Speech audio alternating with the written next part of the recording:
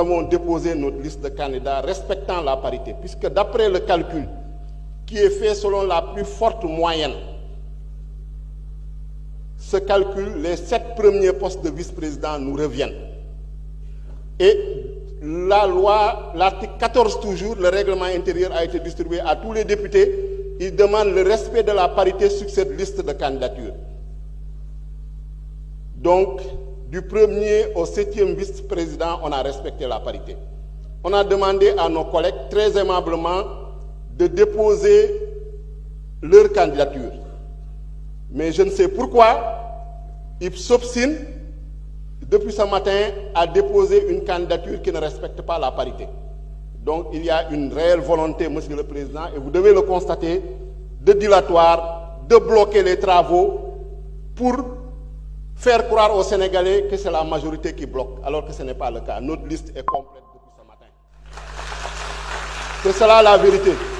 Madame la Présidente, vous venez de dire que le président doit faire droit à votre demande, mais vous la basez sur quelle référence juridique?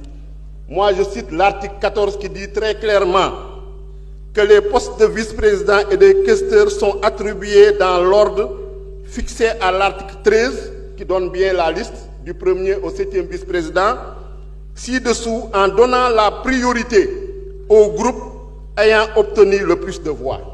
Nous sommes le groupe ayant obtenu le plus de voix. Nous avons 130 députés et vous en avez 17. C'est cela que le peuple nous a conféré. Nous avons la majorité et c'est la volonté du peuple sénégalais. Il faut respecter la volonté du peuple sénégalais.